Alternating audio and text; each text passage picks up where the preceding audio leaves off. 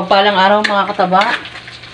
Yan, nagluluto na tayo ng ating simpleng kaldereta lang to mga kataba. Yung ibang ingredients natin hindi ko na nailagay, pero nagigisa na ako ng bawang sibuyas, chicken to. Tapos dito sa manok natin, pinakulo ko to. Etong ating chicken stock. Yan. Ilagay ko na sa ating patatas at carrots. Meron tayong bell pepper. Hinaluan ko na yan ng ating siling labuyo. At kasama ng ating bell pepper, maglagay na tayo ng ating paminta, salt,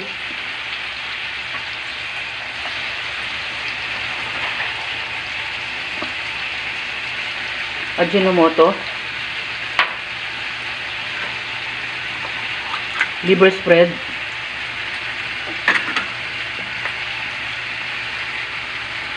tomato sauce,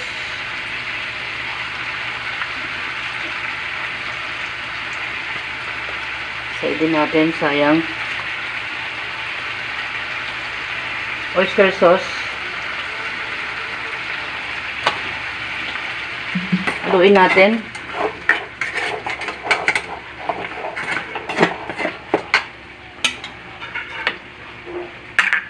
Ibuhos na natin ang ating chicken stock. Ayan. Kasama ng ating patatas at carrots. Kasi i-drain pa natin yan mamaya.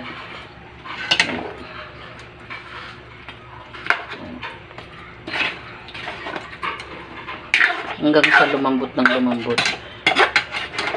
Bago natin ilagay ang ating huling ingredients na bell pepper.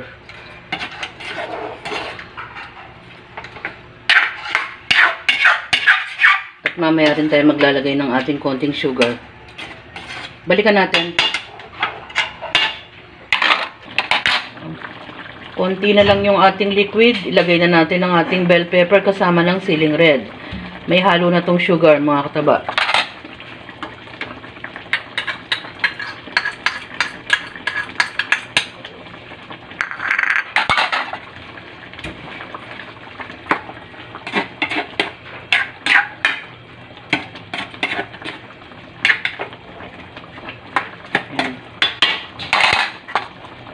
Tikman natin sandali para ma-adjust natin ang ating lasa.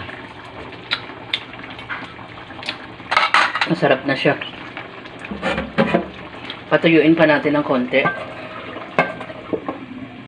Kalderetang manok, mga kataba. Hindi na ako naglalagay ng ating ibang ingredients. Ang pinakagulay ko naman ay ang ating patatas, carrots at bell pepper. Pampalasa din naman ang ating liver spread, mga kataba, kasama ng kanyang chicken stock. Kung gusto nyong medyo maanghang, pwede kayong magdagdag ng sili. At kung medyo manamis naman, maglagay lang kayo ng konting pineapple or sugar para mas menos. Yan ang ating simpleng dish na kalderetang manok.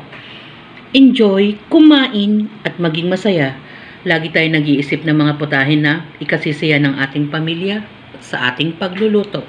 Salamat sa panunood! At bye! Ingat mga kataba!